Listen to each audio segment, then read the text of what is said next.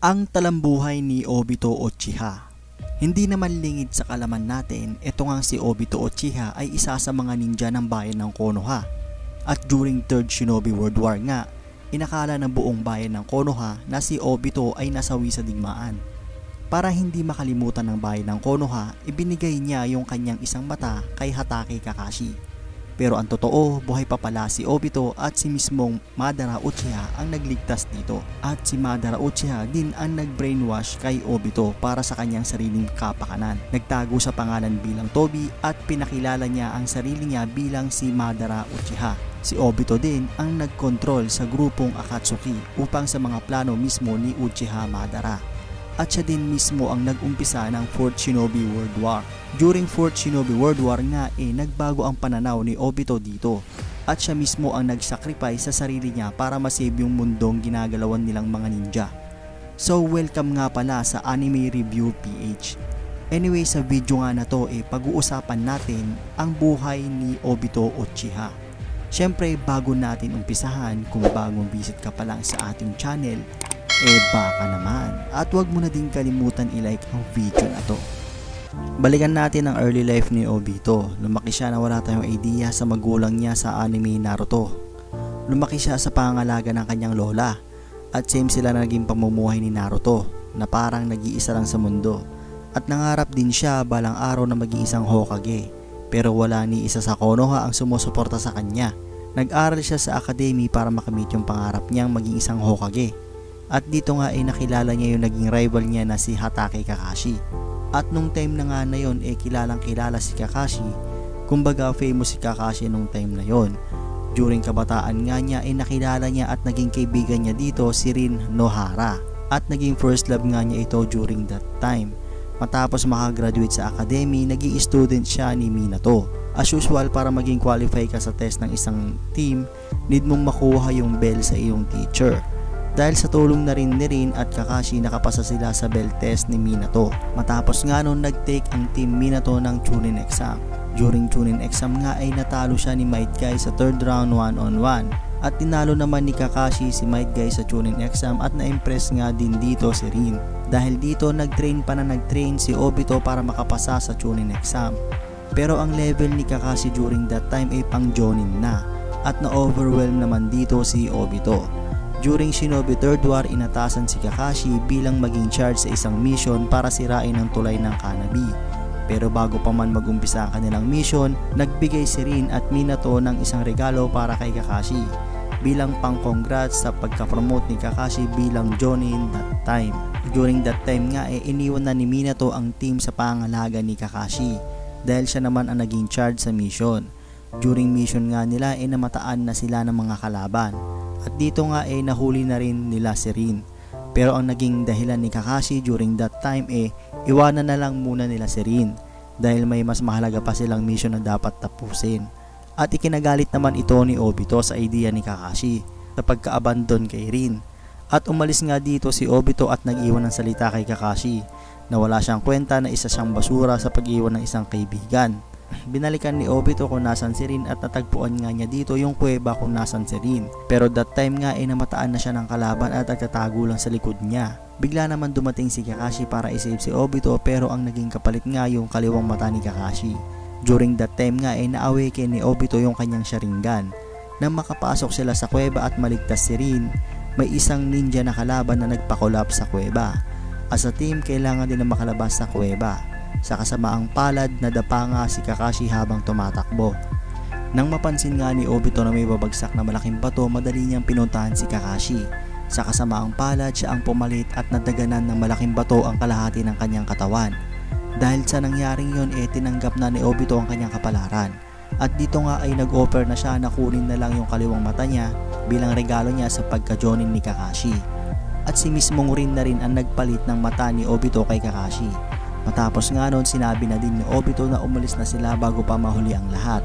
Ang pinakamasakit na hindi nagawa ni Obito ay yung hindi niya pag-confess ng nararamdaman niya para kay Rin. Ang alam ng bayan ng Konoha ay namatay nga dito si Obito. Pero actually niligtas siya ng puting Setsu sa utos na din ng kanilang ninuno na si Uchiha Madara. At si mismong Madara na rin ang naggamot sa napinsalang katawan ni Obito. Ang ginamit ni Madara para palitan ang nawalang bahagi ng katawan ni Obito ay ang mga cells ni Hashirama Senju, hanggang sa tuluyan na nga makarecover si Obito at gusto na nitong bumalik sa Konoha para tulungan ang mga kaibigan nito sa ongoing war.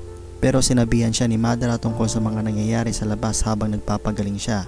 During that time nga sinabihan siya ng mga puting setso tungkol kina Kakashi at Rin na malapit lang sa lugar nila at nasa panganib nga daw ang mga ito. Bago umalis at lisanin si Madara, nagpasalamat pa siya dito at sinabi niya na hindi na siya babalik pa.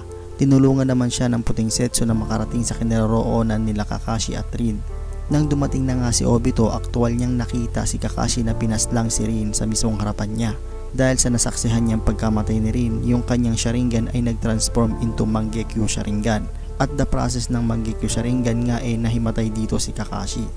During Mangekyo Sharingan nga niya tinalo niya lahat ng mga kalaban ng bayan ng Iwa. Sa nangyaring yun, napilitan bumalik si Obito kay Madara upang humingi ng tulong about sa pagkamatay ni Rin. At the same time, si Kakashi din para magkasama-sama sila ulit. Ang sinagot lang ni Madara ay yung plano niyang Tsukuyomi na lahat ng tao, ninja ay magkakaroon ng kapayapaan at katahimikan. At sinabi lahat nito ni Madara at sumang-ayon naman dito si Obito. At dahil dito pinagkatiwalaan siya ni Madara at gumawa si Madara ng Black Zetsu para gabayan si Obito. At tuluyan na nga umalis si Madara sa pagkakabit nito sa demonic statue at sinabihan si Obito na magpanggap bilang Uchiha Madara. Dahil sa gamit niya ang pangalan ni Madara, pumunta siya sa bayan ng Amagakure kasama ang puting setsu at kinausap ang Akatsuki upang bigyan ng suporta para sa kapayapaan. Pero ang pakialam talaga ni Obito dito ay si Nagato. Dahil pa several years nilagay nga ni Madara yung renegan kay Nagato dahil kakailanganin ito sa final stage ng Tsukuyomi. Pero tumanggi naman sa offer ni Obito na kapayapaan ang leader ng Akatsuki na si Yahiko. At napag-alaman nga ni Obito na may plano si Hanzo at Danzo na napatayin si Yahiko that time. Gumawa naman ng action si Obito na patayin lahat ng member ng Akatsuki na magre-rescue sa pagpatay kay Yahiko. Nang mamatay nga si Yahiko at naging leader nga dito si Nagato at nag-focus siya sa pagkuha ng mga tail beasts at nag-recruit ng mga malalakas na ninja mula sa iba't ibang bayan. During recruiting, sumama si Obito sa Akatsuki at nagtago sa pangalang Tobi. At that time pumunta sila sa bayan ng Kiri at dito nga kinontrol ni Obito ang pang-apat na Mizukage. Matapos ang pangyayaring yon, kinausap ni Obito si Kisame na siya si Madara at ang plano niyang Tsukuyomi. At naging interesado naman dito si Kisame at naging loyal servant pa nga niya ito ni Obito. At napag-alaman nga ni Obito yung tungkol sa pagkamatay ni Rin dahil sinild ng bayan ng Kiri ang 3 tails sa katawan ni Rin. At napag-alaman din niya kaya pinaslang ni Kakashi si Rin dahil sa panganib na dala nito sa bayan ng Konoha. At pinasyalan nga ni Obito ang libingan ni Rin sa bayan ng Konoha. At nakita nga ni Obito dito si Kakashi na nasa libingan din ni Rin. At that time na yun manganganak si Kushina Uzumaki, knowing na si Kushina ang 9-tails Jinchuriki. At alam ni Obito na kapag nanganak ang isang Jinchuriki ay mahina ang seed sa loob ng katawan nito. During gabi ng October 10, pinagpapaslang ni Obito lahat ng nakabantay na Anbu maliban kay Minato. At inostage niya si Naruto para madistract si Minato bantayan si Kushina. Matapos noon nakuha ni Minato si Naruto kay Obito at tuluyan na nga kinuha ni Obito si Kushina. At pinalabas ang 9-tails at kinontrol ito using Sharingan at inutusan sirain ang bayan ng Konoha. At dumating naman si Minato sa village para pigilan ang 9-tails bago pa man makapagsabi si Minato sa mga tao sa Konoha. Ginamitan siya ni Obito ng kamoy para ilayo ito sa bayan ng Konoha. Pero nakatakas si Minato using Flying Thunder God technique pero nasundan agad ito ni Obito. Hindi naman inaakala ni Minato na magkakaharap sila nito. Ang akala ni Minato ay si Madara Uchiha yung kaharap niya. At nakailang beses nga itong nag-miss ang pag-atake ni Minato pero sa katagalan ay nahanap ni Minato kung paano niya ito matatamaan. Tinamaan niya ito ng Rasengan using Thunder God technique para kung saan man mag-teleport si Madara ay masusundan niya agad ito. At nirelease nga ni Minato ang pag-control nito ni Obito sa 9-tails. Matapos noon tumakas na si Obito using Kamui. Ibinigay naman ni Minato ang kanyang buhay para sa bayan ng Konoha at sinild ang 9-tails sa anak niyang si Naruto. At hindi ito nalaman ni Obito. Dahil sa pangyayaring yon, pinaghinalaan lahat ng angkan ng Uchiha sa bayan ng Konoha. At dito nga nagkaroon ng kudita ang angkan ng Uchiha laban sa bayan ng Konoha. Matapos nga nun bumalik si Obito sa bayan ng Konoha. At nadiskubre naman ito ni Uchiha Itachi na inaakala na si Madara ang kaharap nito. At humingi siya ng tulong para patayin lahat ng angkan ng Uchiha para pigilan ang kudita sa bayan ng Konoha. at ang kapalit naman ay maging member siya ng Akatsuki. During gabi ng massacre, tinulungan ni Obito si Itachi na patayin lahat ng angkan ng Uchiha maliban kay Sasuke.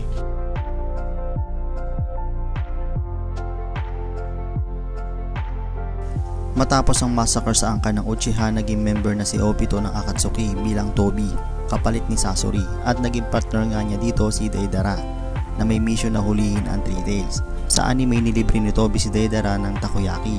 Dahil na din sa out of curiosity, gustong makita ni Deidara ang loob ng maskara ni Tobi, pero tumalikod lang ito habang kumakain. Matapos nilang kumain, naghiwalay na sila para hanapin ang Three Tails. Samantala, nakita naman ni Tobi ang mga ninja ng Konoha na gumagamit ng force-sealed barrier. Napalagay niya yung Three Tails yung isinisealed ng mga ito, at sinabi niya nga ito kay Deidara. Nang nakita na nila yung Three Tails, sinabi ni Tobi na si Deidara na lang ang lumaban dito, pero si Tobi ang hinabol ng Three Tails, at ginamitan naman ito ng explosive ni Deidara. The rest of fight scene ay hindi na ipinakita sa anime. Matapos nila matalo ang Three Tails, sinabi ni Tobi na napakagaling niya manghuli, at siya ang nag-claim na siya ang nakahuli ng Three Tails, at sinabi naman ni Deidara na siya ang nakatalo dito. Yung personality kasi ni Tobi dito ay binago niya para hindi siya mahalata as Uchiha. Matapos nun, sinild na nila ang Three Tails sa Akatsuki base. Nagpatawag ng meeting ang buong miyembro ng Akatsuki para ipabalita na patay na nga ang dating miyembro ng Akatsuki na si Orochimaru, at si Sasuke nga ang pumatay dito. At nagalit naman dito si Deidara kay Sasuke dahil dapat siya daw ang papatay kay Orochimaru. Matapos nun, pinuntahan nila si Sasuke para labanan nga ni Deidara. Pero ang naging laban nga nila ni Sasuke ay naging desperado na dito si Deidara. At lumayo-layo nga dito si Tobi knowing na gagamitin ni Deidara yung ultimate ability nitong self-destruct. At sinabi naman ni Black Zetsu sa Akatsuki na namatay nga sa pagsabog si Tobi at Deidara sa nangyaring yon. Matapos ng ilang linggo, pumunta si Tobi sa Amagakure para ipabalita kila Pain at Conan ang naging development skill ni Sasuke. Ang mga nakakaalam kasi ng sikreto ni Obito ay sila Nagato at Conan, since patay na nga si Yahiko. Sa mga panahon na yon ay patay na din si Uchiha Itachi, at sinabi nga dito ni Pain na dapat hulihin na din nila si Naruto, knowing na kay Naruto ang Nine-Tailed Beast. Pero hindi naman sumang-ayon dito si Tobi na wag maliitin ang kakayahan ni Naruto, dahil nga tinalo ni Naruto si Kakuzu that time, at sinabi na wag magmadali at malapit na din mag-success ang plano ni Uchiha Madara. Matapos no, nagpakita si Tobi sa grupo ng Team Yamato at Team Kakashi na ipabalita na patay na si Uchiha Itachi at si Sasuke ang pumatay dito. At pinuntahan nga ni Tobi si Sasuke at nagpakilala bilang Uchiha Madara. Para maniwala, ipinakita ni Tobi ang right eye Sharingan niya kay Sasuke. Dahil dito nag-trigger ang kaliwang mata ni Sasuke at nagkas ng Amaterasu kay Tobi. At napaatras naman dito si Tobi para patayin ang Amaterasu. At ipiniliwanag nga ni Tobi ang buong katotohanan about kay Itachi sa pagpatay ng buong angkang Uchiha laban sa Konoha. At galit na galit naman dito si Sasuke sa buong katotohanan, at gusto niyang paggantihan ang bayan ng Konoha para wasakin ito.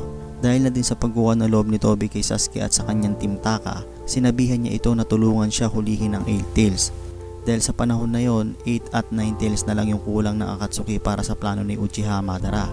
Matapos no, nag-usap nga dito si Tobi at Black Zetsu na mas mapapadali na nga ang plano nila dahil wala na si Uchiha Itachi. Knowing kasi na si Uchiha Itachi is loyal talaga sa bayan ng Konoha, at isa ito sa mga hahadlang sa mga plano ni Madara kung buhay pa ito. Matapos noon, dinala ng Team Taka ang nahuli nilang si Killer B kay Tobi. Nang iprocess na nga ito para isild, nag-iisa itong bahagi ng octopus. At nadismaya naman dito si Tobi sa naging mission ni Sasuke. Matapos noon, nabalitaan ni Tobi ang pagkawasak ng Konoha sa mission ni Pain para hulihin si Naruto. Pero nabigo si Pain sa mission niya at hindi nahuli si Naruto. In fact, ginamit ni Nagato ang Heavenly Life technique niya para buhayin lahat ng namatay sa laban sa bayan ng Konoha. Matapos noon, nalaman ni Tobi na papunta ang grupo ni Sasuke sa Konoha para atakihin ito. Pero hinarang niya ito na huli na ang lahat dahil wasak na nga ang buong Konoha. At dumating naman dito si Zetsu na nagpabalita na si Danzo na ang magiging susunod na Hokage. At aaten nga ito sa Kage Summit sa Land of Iron. At sinabi din ni Tobi kay Sasuke na may kinalaman si Danzo sa pagpaslang sa buong angkan ng Uchiha. Dahil dito nagplano ang Team Taka at si Tobi na pumunta sa Land of Iron para kay Danzo. Nang pumunta na nga si Tobi sa Land of Iron, na-meet niya dito si Naruto, knowing kung paano nabago ang pananaw ni Nagato sa mga nangyari sa laban sa bayan ng Konoha. Nahuli naman siya nila Kakashi at Yamato pero tumanggi si Tobi na makipaglaban that time. At ibinunyag ang tungkol sa katotohanan sa pagpaslang na buong angkan ng Uchiha at sa pananaw ni Sasuke sa mga panahon na yon. At umalis na nga ito. Matapos noon nagpunta si Tobi sa Kage meeting para iligtas si Sasuke na muntik na mamatay sa laban sa isang Kage. At sinabi ni Tobi dito na siya nga daw si Madara Uchiha at ipinaliwanag ang plano tungkol sa Tsukuyomi at humingi ng suporta na ibigay na lang sa kanila si Killer Bee at Naruto. Pero hindi naman sumang-ayon ang mga Kage sa sinabi ni Tobi at dahil doon nag-declare ng digmaan si Tobi dito. Matapos noon nagpunta si Tobi kung saan naglalakad si Danzo. Pero inatake siya ng mga bodyguard ni Danzo at sa pag-atake ng mga yon ay naputol ang isa sa mga kamay ni Tobi dito. At inilabas nga niya si Sasuke sa harap ni Danzo at pinanood ang magiging laban nilang dalawa. At nagulat nga dito si Tobi dahil sa paglabas ng Susanoo ni Sasuke. Matapos ang laban nila kukunin sana ni Tobi ang mata ni Shiyusui kay Danzo. Ang kaso nagcast ng reverse force healing technique to take Tobi and Sasuke. Pero nakatakas agad sila at napag-alaman ni Tobi na sinira ni Danzo ang mga matay ni Shiyusui bago siya mamatay. Matapos noon nagplano naman si Tobi na kunin ang mga Rinnegan sa mga mata ni Nagato. Pero bago yon nagpakita si Setsu at sinabi niya dito na naglalaban nga daw si Sasuke at Naruto. At pumunta nga dito si Tobi at sinabihan si Sasuke na maglaban na lang sa susunod. Dahil nga daw nawawala na ang mga paningin ni Sasuke. Dahil sa pangako ni Tobi kay Sasuke nilipat niya ang mga mata ni Itachi kay Sasuke. Matapos noon nakipagkita siya kay Kabuto dahil gusto ni Kabuto na makipag-alay kay Tobi sa darating na digmaan. Pero tinanggihan naman ito ni Tobi at inatake niya si Kabuto dito. Bago pa man niya abutan nagcast ng summoning si Kabuto at binuhay ang 5 members ng Akatsuki. At dito sinabi ni Kabuto na isa yan sa mga pwede niyang itulong sa digmaan. Pero ang kapalit nga ay si Sasuke. Pero tumanggi pa rin si Tobi sa offer ni Kabuto. Pero binuhay ni Kabuto ang labi ni Madara Uchiha at nakita nga ito ni Tobi at gulat na gulat naman siya dito. At wala naman siya nagawa at tinanggap ang pag-alin ni Kabuto sa kanya pero ang kapalit nga ay si Sasuke. Matapos nung nagpunta si Tobi sa Amagakure para sa katawan ni Nagato. At tinanong niya dito si Conan kung nasaan nga daw yung katawan ni Nagato. Pero tumanggi naman dito si Conan na sabihin kung nasaan. Matapos noon inatake siya ni Conan ng marami explosive paper pero gumamit ng kamoy si Tobi para higupin ang pagsabog. Pero nadamay pa rin yung kanyang kanang kamay at umatake pa nga ulit si Conan ng 600 bilyong papel na pagsabog. Ang akala ni Conan na patay niya na si Tobi pero gumamit pala ito ng Izanagi para makaligtas sa pag-atake ni Conan. At dito nga sinaksak ni Tobi si Conan at nagtanong kung bakit siya pinagtaksilan ni Nagato during laban nila ni Naruto sa Konoha. Ipanilawanag naman ito ni Conan na may mabuting puso nga daw si Naruto at si Naruto nga daw ang maglalaganap ng kapayapaan sa mundo ng ninja.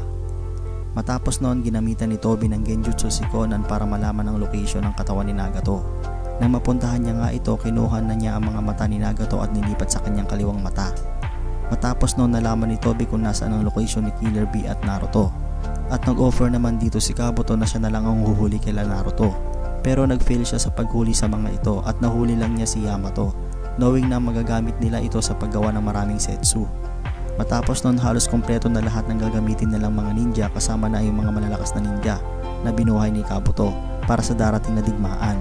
Pero may gumugulo pa rin sa isip ni Tobi tungkol sa mga plano ni Kabuto. Para makampante siya nilagyan niya ng deteksyon ng katawan ni Kabuto. Matapos noon nagpunta si Tobi sa 1st Division Allied Forces at sinumon ang demonic statue dito. At nakita niya nga dito isang malaking jar na kung saan nandito ang magkapatid na may aura ng 9-tail chakra. Matapos noon nagpunta si Tobi sa kinaroroonan ni Naruto.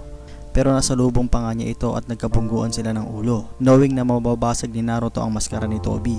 At tinawag ni Tobi ang 6-tail beast at nagtransform nga dito si Killer Bee bilang tail beast din. Para madistract ni Tobi si Naruto, nagteleport ito sa mismong harap ni Naruto at muntik na ito mahawakan. Dumating lang sila Kakashi at Might Guy. Matapos noon isa sa mga tail beast ang nakawala sa kontrol ni Tobi. Pero agad naman niya itong nakontrol at sumunod na nga naglakihan ang mga iba pang tail beast that time. Isa sa mga tail beast ang nakalunok kay Naruto. Habang nasa loob ng katawan ng tail beast si Naruto, sinabi kay Naruto na kung paano sila kinokontrol ni Tobi. At ito nga daw yung chakra receiver na nakakabit sa kanila. Pero sinumon agad ni Tobi ang demonic statue para isild agad ang 6 na tail beast. Matapos noon yung mga katawan ng mga Jinchuriki ay nawala sa Edo Tensei ni Kabuto. At nalaman dito ni Tobi na si Kabuto ay nag-fail sa kanyang mission. Nauubusan na ng oras dito si Tobi. Ginamit niya na yung jar sa demonic statue kung saan may 9-tail chakra ito para makompleto ang 9-tail beast overall. Habang ang demonic statue ay nagtatransform into 10 tails, inatake nila si Tobi na nagpoprotekta dito. Hindi naman nila ito matamaan. Na may biglang napansin si Kakashi using his kamoy dahil napansin niya yung mas ni Tobi ay na-damage. Dahil dito may naisip na theory si Kakashi at sinubukan nila ito. Sinabi niya kay Naruto na gamitin niya ang Rasengan at gagamitin niya yung kamoy niya sa Rasengan. At dito nga ay tinamaan si Tobi. Napansin din ni Kakashi na halos parehas ng dimension yung kanilang kamoy. At inulit nga nila ng inulit yung ganong pag-atake kay Tobi. At dito nga tinamaan ni Naruto ang mismong maskara ni Tobi. At dito nga gulat na gulat sila sa kanilang nakita dahil si Obito Uchiha mismo ang nasa likod ng maskara. At nagtaka din si Kakashi na buhay pa si Obito. Matapos noon dumating na ang Edo Tensei ni Uchiha Madara sa tabi ni Obito. At nagtanong ito tungkol sa planong pagbuhay niya sa kanya in real life. Pero sinabi ni Obito na nagtaksil si Nagato at ginamit niya yung Heavenly Life technique sa bayan ng Konoha. Matapos noon umatake na si Obito kay Kakashi at hinarang naman ito ni Naruto. Pero huli na ang lahat na buo na ang Ten-Tail Beast. At nagtungo nga dito sa taas ng Ten-Tail Beast sina Obito at Madara para kontrolin ito. Pero dumating naman ang buong Allied Forces dito para pigilan ang Ten-Tail Beast sa pag-atake. Pero nag-transform ito sa panibagong itsura at tinira ang Allied Force Headquarters para sa communication. Natuwa naman si Madara dahil hindi naman ito ang inaakala niyang madadatnan niya sa pagkabuhay niya. Matapos noon ginamit ni Obito ang Ten-Tail Beast para tirahin ang mga Allied Forces. Madami ang mga namatay dito at kasama na nga dito si Neji Hyuga. Matapos noon din na malay na inatake pala sila ni Kapal Kilay, yung pagkakadikit nila sa beast ay nahiwalay sila dito at hindi na nila ito makontrol. Matapos nga noon gumamit ng kamoy si Obito kasama si Kakashi. At nang nasa kabilang dimension na sila, nagtanong dito si Kakashi. Sinagot naman ito ni Obito. At nagtanong naman si Obito kay Kakashi pero about kay Rin. Pero hindi naman guilty si Kakashi dito dahil si Rin na rin kasi ang nagpresenta na patayin siya ni Kakashi para sa bayan ng Konoha. At sinabi ni Kakashi na mali yung ginagawa niya sa ngayon. At dito nga nagpalitan sila ng pag-atake at tinamaan nga ni Kakashi yung puso ni Obito na kung saan may shield tag na nakalagay dito at inilagay nga ito ni Uchiha Madara. At alam naman ito ni Obito. Pero yung pagsaksak niya kay Kakashi is alam niyang hindi mapupuruan si Kakashi dito. At bumalik na nga siya sa real world. Ang kaso na send siya ni Madara at kinontrol siya nito upang i-force gamitin yung Heavenly Life technique para buhayin si Madara. Bago pa man magawa yung Heavenly Life technique, nag-teleport na si Minato kay Obito upang pigilan ito. Dahil alam naman natin may siltag si Minato nung last na naglaban sila noon, kaya madali siya nakapag-teleport dito. Dahil nga sa kontrolado ni Madara si Obito, sinil niya dito ang Ten-Tail Beast sa katawan ni Obito. At naging Ten-Tails Jinchuriki nga dito si Obito. Dahil sa bago nitong kakayahan, halos lahat ng pag-atake sa kanya ay hindi tumatalab. Ang pinakapag-asa na lang ng Allied Forces dito ay yung hindi pagkontrol ni Obito sa lakas ng Ten-Tail sa katawan niya. Dahil dito halos makipaglaban si Obito sa loob ng katawan niya dahil sa lakas ng Ten-Tail sa katawan niya. At nakontrol naman niya nga ito. At kinulong niya ang buong Allied Shinobi sa loob ng barrier at nagsumon ng puno para higupin lahat ng chakra ng mga ninja. Marami ang mga namatay dito. Matapos noon nagtulungan nga dito si Sasuke at Naruto para kay Obito.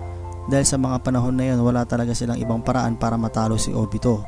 Ang naiisip na lang nilang paraan ay ang paghila nila sa Ten-Tail sa katawan ni Obito. Para magawa yon tinawag nila ang 8 nilang kabatch para tulungan sila. At dahil dito naging success ang pagtulong nila para maalis ang Ten-Tail sa katawan ni Obito. During that time pumasok si Naruto sa isipan ni Obito at kinausap niya ito dito.